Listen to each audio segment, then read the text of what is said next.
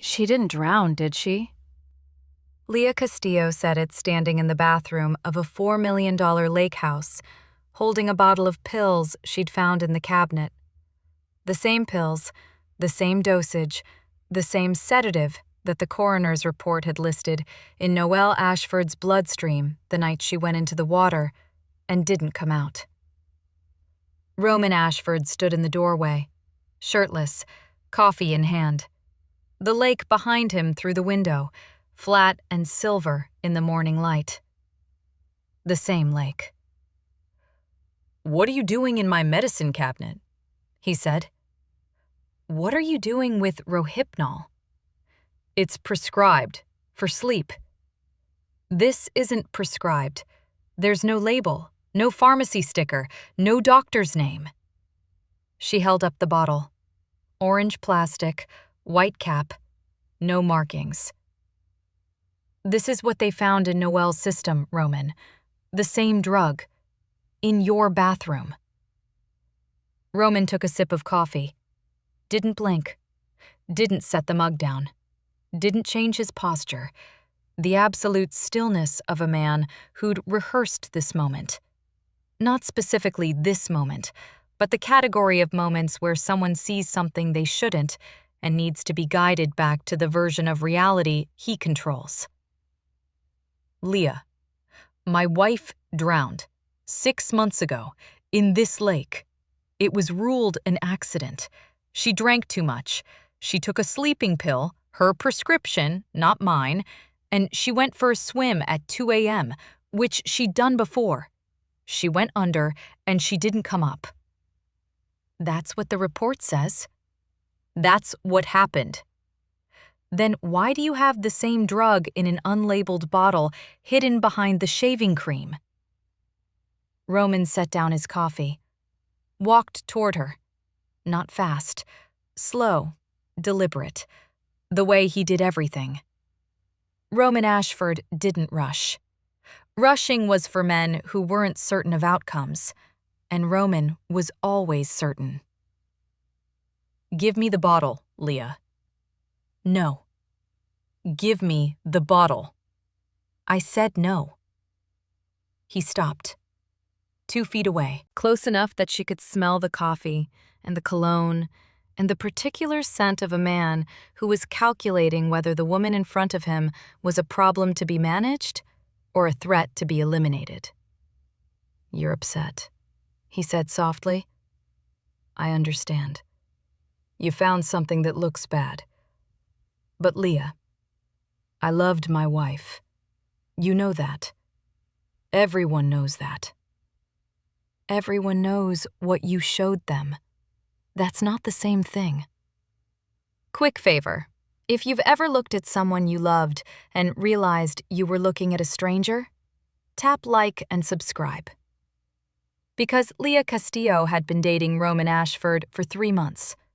She'd slept in his bed, eaten at his table, swum in his lake, and she was about to discover that the man she thought she knew had drowned the woman before her in the same water she'd been swimming in every weekend. 3 months earlier, Leah had met Roman at a charity gala.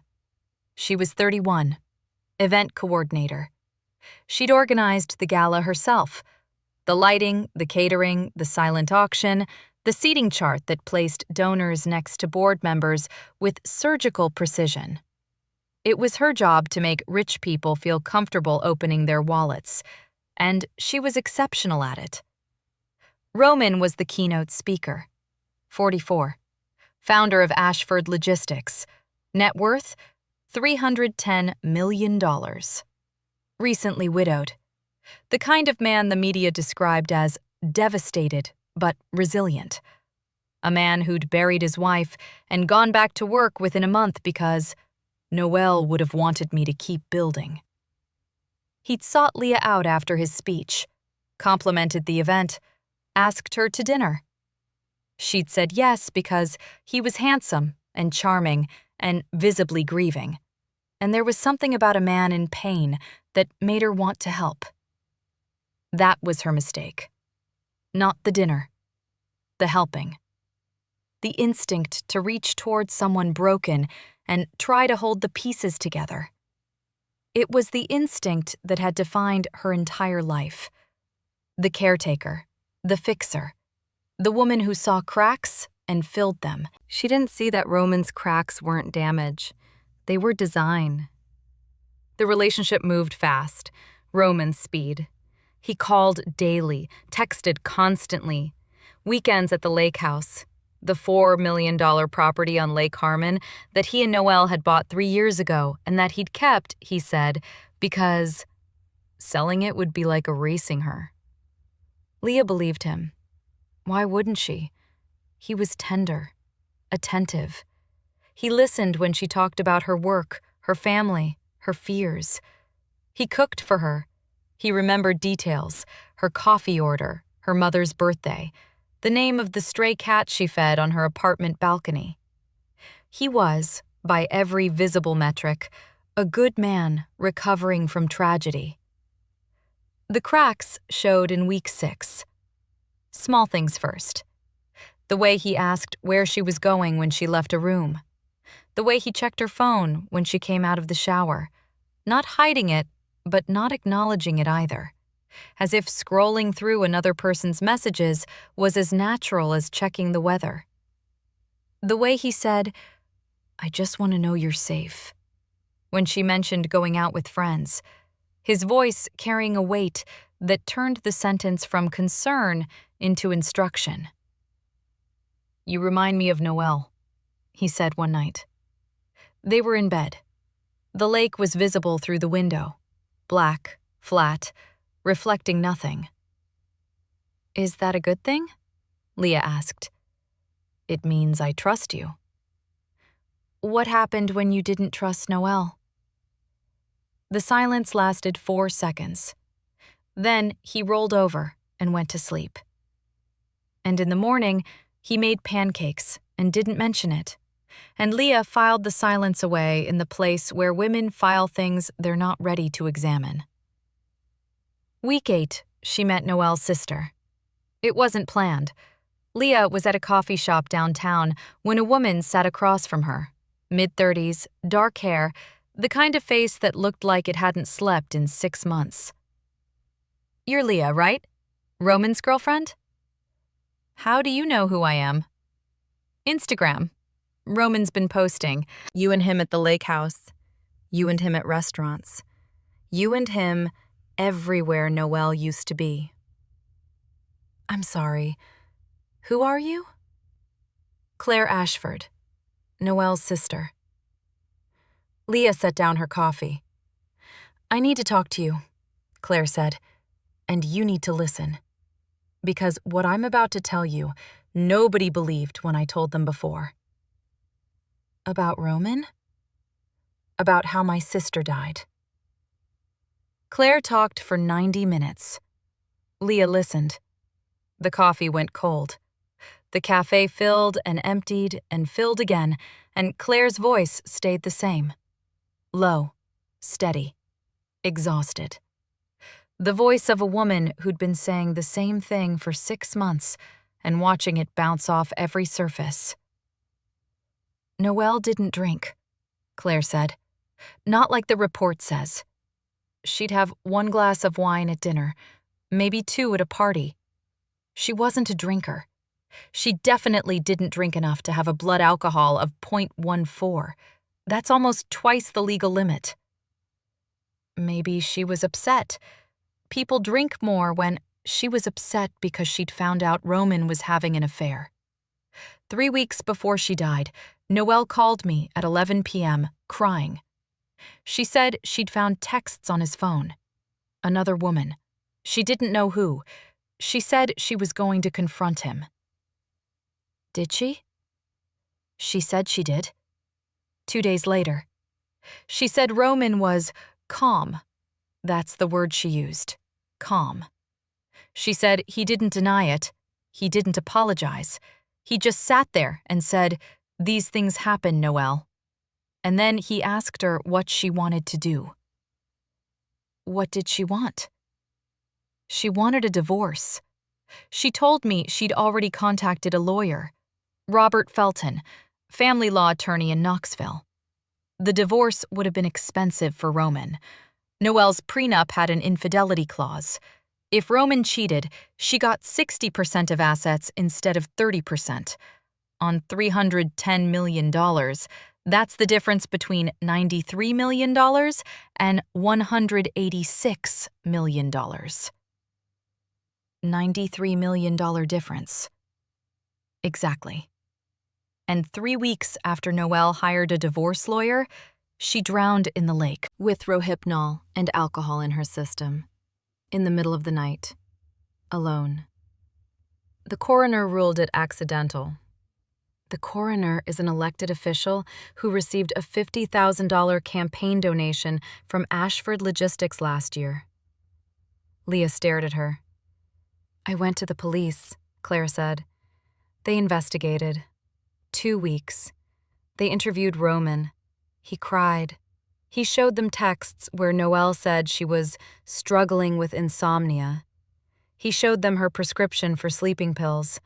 He told them she'd been erratic and emotional since finding out about his affair, which he admitted freely because admitting the affair made him look honest and made Noelle look unstable. And they closed the case. They closed the case. Accidental drowning. The widow grieved publicly. The company's stock didn't dip. And 3 months later, he's posting pictures with you at the same lake house." Claire leaned forward. "Leah, I'm not telling you this to scare you. I'm telling you because my sister is dead, and nobody is doing anything about it. And you're sleeping in the bed she slept in, and swimming in the water she drowned in. And I need you to understand what kind of man you're with." "You think Roman killed her?" "I think Roman drugged my sister and drowned her in a lake to avoid paying $186 million in a divorce. I think he did it calmly and methodically because that's how Roman does everything.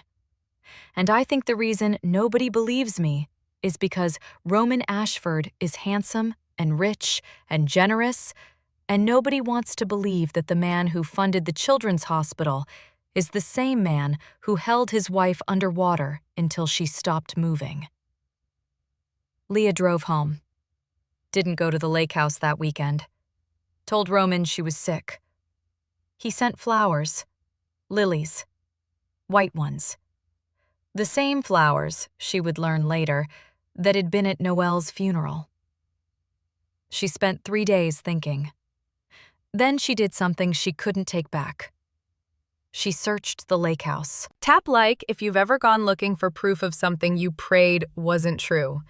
Because what Leah found in that bathroom cabinet confirmed everything Claire had said, and it put her in the same danger Noelle had been in the night she went into the water. She'd driven to the lake house on a Tuesday. Roman was in Nashville.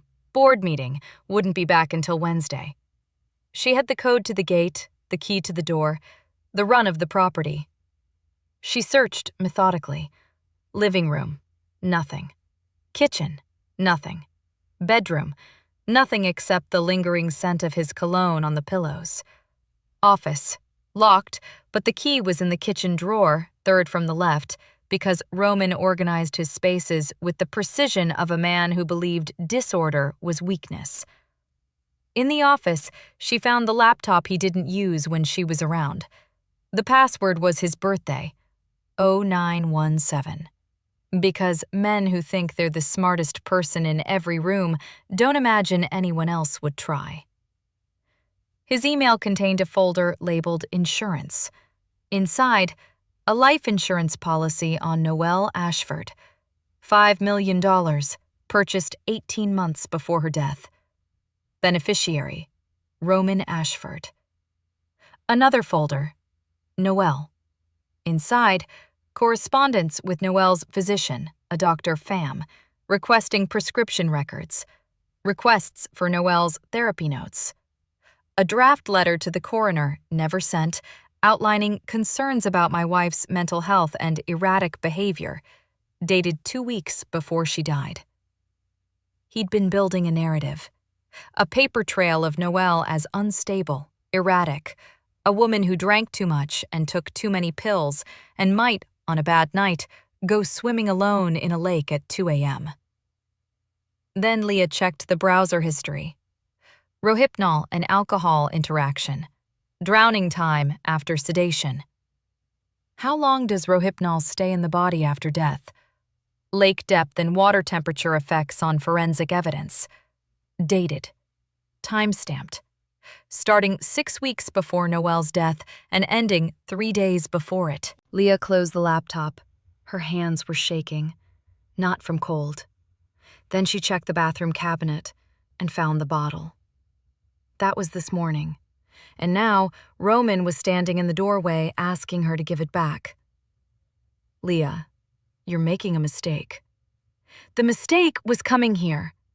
You're reading things wrong. You've been talking to Claire, I know. I can see it in your face. Claire has been trying to destroy me since Noelle died. She blames me because blaming someone is easier than accepting that her sister had a problem. Noelle didn't have a problem. You did. Noelle was a complicated woman. Noelle found out you were cheating. She hired a divorce lawyer. The divorce would have cost you $93 million, and she drowned 3 weeks later with rohypnol in her system, the same drug that's in this bottle. Roman's expression shifted. The concerned boyfriend evaporated. Underneath was something else. Something Leah had seen flickers of in the silence after her questions, in the way he checked her phone, in the way he said, "I just want to know you're safe," with a voice that meant, "I want to know where you are." Control. Pure, absolute, architectural control. The face was a mechanism. The grief was a mechanism. The charity and the flowers and the pancakes and the late-night conversations where he held her and listened. All mechanisms. All gears in a machine designed to keep the world looking at what Roman wanted them to see, instead of what was actually there. "Put the bottle down," Roman said. His voice was quiet now. Flat. The voice Noelle must have heard. "I'm leaving." "No, you're not." He stepped forward. Leah stepped back. Her hip hit the bathroom counter. "Roman, I swear to God, if you touch me, nobody's touching anyone. We're having a conversation. We're done having conversations. I'm leaving this house, I'm calling the police, and I'm giving them this bottle."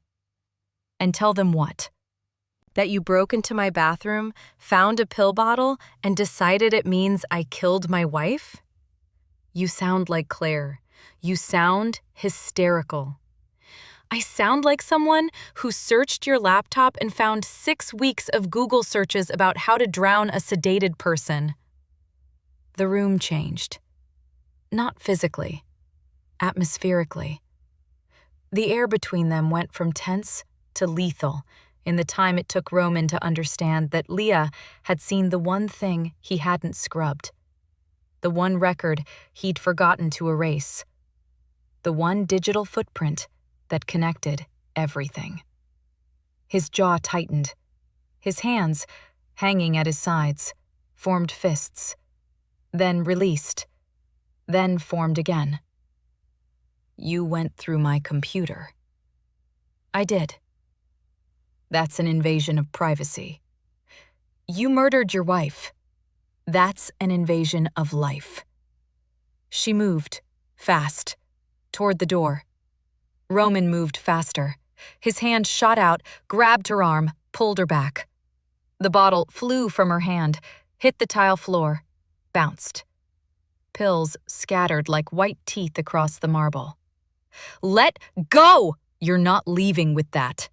"The police already have the information, Roman." He froze. His grip loosened. 1/2 inch. "What?" "I called Claire last night. Claire called Robert Felton, Noelle's divorce lawyer. He called a detective he knows in Henderson County. I forwarded screenshots of your browser history from your laptop to all 3 of them before I drove here this morning. You're lying.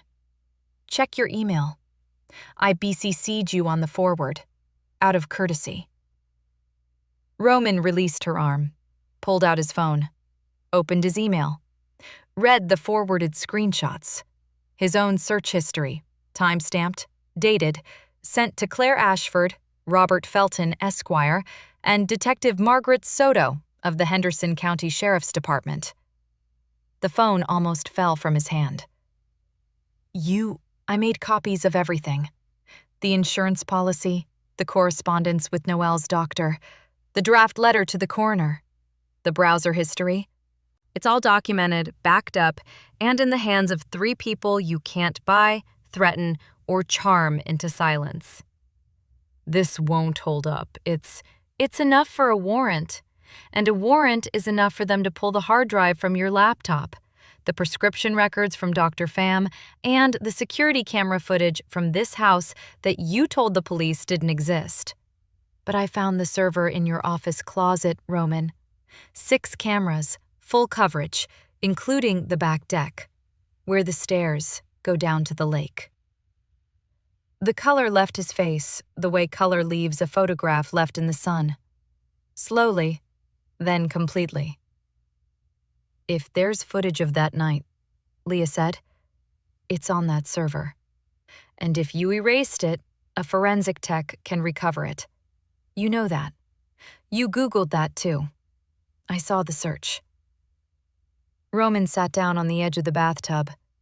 A man who'd built a $310 million company, who'd charmed juries of public opinion, who'd smiled through a wife's funeral and a police investigation, and 3 months of dating a woman he'd selected as carefully as he'd selected the pills.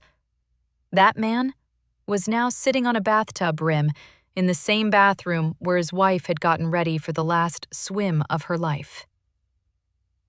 I loved Noelle, he said. Quiet. The last mechanism. The last gear. You loved what she cost you. And when that number got too high, you deducted her. Leah picked up the pill bottle. The pills on the floor she left. Evidence in place. She walked out of the bathroom, down the hallway, through the living room with the lake view and the furniture Noelle had chosen, and the photographs of a couple that looked perfect from the outside, because the outside was all Roman had ever built. She got in her car, drove to the gate. The gate opened. She pulled onto the road. Her phone rang. Claire. The detective called me back. They're getting a warrant. Today. Tell them about the security server. Office closet, second shelf. 6 cameras. Leah, are you okay? I'm out. I'm driving. I'm okay. Thank you for believing me. I almost didn't. He's very good at this. He's the best at it. That's why Noelle's dead. The warrant was executed that afternoon. Detective Soto and a forensic team entered the lake house at 3 p.m. Roman was still there, sitting on the back deck, staring at the lake, a glass of bourbon in his hand, untouched. He didn't resist. He didn't speak. He watched them take the laptop, the server, the pill bottle, the files from his office. He watched them photograph the bathroom, the deck, the stairs to the water. The security footage was recovered in 48 hours. Roman had deleted the files. But deletion isn't destruction.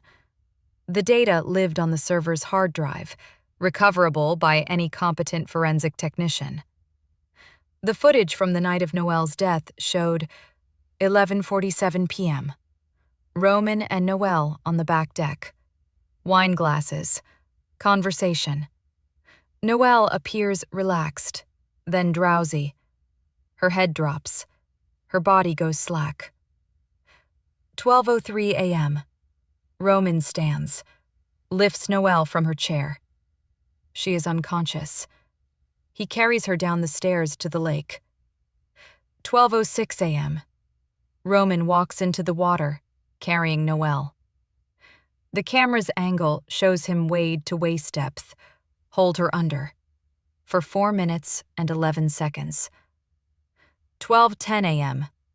Roman releases her, wades back to shore, walks up the stairs, goes inside. The deck light turns off. 12:11 a.m. Noelle's body floats, face down, in the lake. Alone. Detective Soto watched the footage in a dark room with 3 other officers. Nobody spoke for a long time afterward. Roman Ashford was arrested the following morning, at the lake house, on the deck where he'd carried his wife to the water. The charges: murder in the first degree, premeditated. The evidence: browser history, security footage, toxicology, the unlabeled rohypnol, the insurance policy, and the testimony of 3 women. Claire, who'd never stopped talking, Leah, who'd started, and Noelle herself, whose voice existed now only in the texts she'd sent Claire 3 weeks before she died. "I'm scared of him, Claire. Not of what he'll do, of how calm he is. He's so calm it makes everything I feel seem crazy." The trial lasted 6 days. The jury deliberated for 90 minutes. Guilty. Murder 1. Life without parole. Roman stood when the verdict was read. Didn't react. The mechanism held, even now. The face that had smiled through a funeral and a new girlfriend and a police investigation maintained its composure through a life sentence. But his eyes? Leah saw it from the gallery. His eyes moved to the window. Through it, a sliver of sky. Blue. The last sky he'd see without bars across it. Claire was beside her, holding her hand. "She can rest now," Claire whispered. "Can you?" "I don't know. Ask me in a year." Leah drove home that evening. Not to the lake house. She'd never go to the lake house again. To her apartment. Her 1-bedroom with the stray cat on the balcony and the coffee maker that dripped and the bed that was hers and only hers. She fed the cat, made coffee, sat on the balcony and watched the city do what cities do at dusk. Light up, piece by piece, until the darkness was held at bay by 1,000 small decisions to keep shining. Her phone buzzed. A text from Claire. "Noelle would have liked you." Leah read it again. She typed back, "I wish I could have known her." "You did. You finished what she started. That counts." Leah set the phone down.